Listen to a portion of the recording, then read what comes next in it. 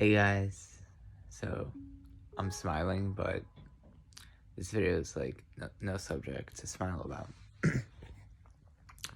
So I'm gonna share with you the story of how I was so bad at taking my HIV medication that I almost died from it. And um like I said in other videos which you can watch, um I didn't avoid taking the medication because I was being like defiant or non-compliant with my doctors. Um, I wasn't trying to be rebellious by not taking the medication. Like, oh, I'm too good for this, or like, um, it's just like I was experiencing severe side effects. I'm not lucky 1%. I always say this. I'm not lucky 1% of people who get severe side effects.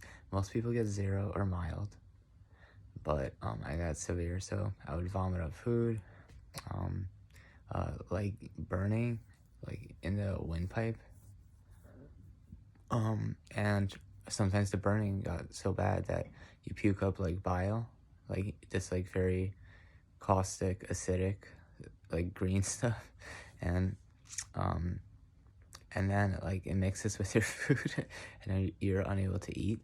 So you have food coming up, and then you try to replace it, so you don't get dehydrated, and it doesn't work because like you're still vomiting at the same time as you're shoving food down your throat.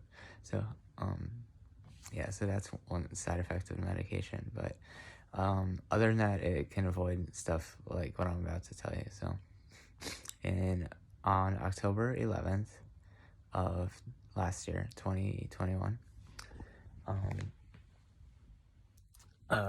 I well, okay, shortly before that, basically, I'll just say I lost the ability to walk.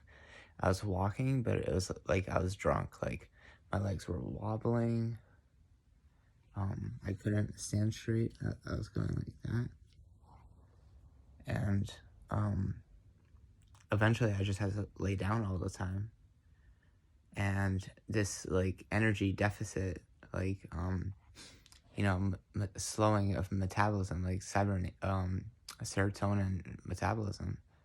Um, that's what I considered this. Like I had serotonin metabolism, and I was in a hibernation state. I actually recall almost nothing from this period.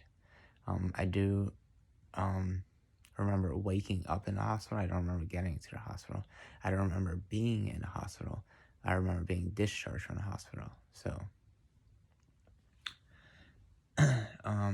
in total, I was there from October 11th until October 26th. So a good like 2 week period, and before that I was experiencing like vegetative state, that is a coma and delirium. So my mom said I was like ordering like Ubers and like gaslighting them nonstop, and it's not funny, but she said I was ordering and canceling Ubers like one after the other, even though I was in a hospital, so clearly I wasn't going anywhere. Um, and this was like during still that like middle peak COVID era. So essentially, basically there was no chance of me leaving the hospital. Oh, also I wasn't walking at this point because I injured my legs really badly. The brain infection, it affected two things. So it affected more severely of the two my memory. I now experience severe memory loss. It is like scary. It is so bad that like to give you an example, in 1 month in December, I lost my $1,034 MacBook Air. I lost my wallet. I lost my car keys. I lost my dog. I lost my Snoopy. And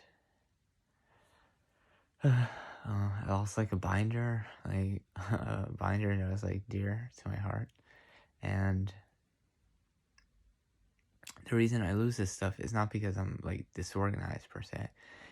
It's because the part of my um memory responsible for like the location of item recall and um my perception of like, do I have everything on me? Like, is everything in my backpack? Is my wallet in my pocket, or is it in my coat where it's safe? So um it's messed with like that part of my brain, like situational environmental thinking. And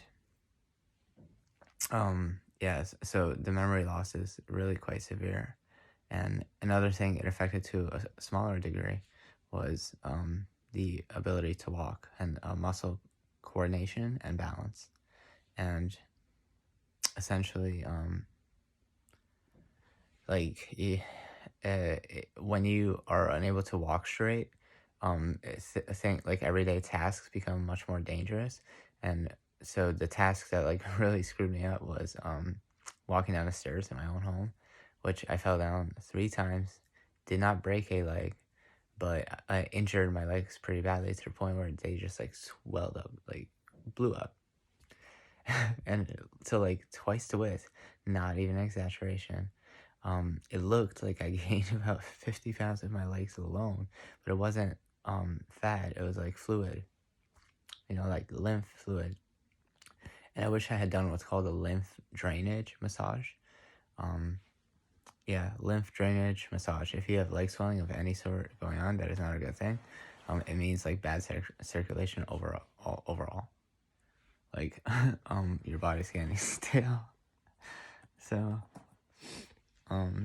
but like yeah, lymph drainage massage is one thing you can do to kind of push that fluid around the body. So it's like a very specialized type of massage. I'm not I've never performed like lymph drainage massage on anyone. So it's up to you to do your research. Okay.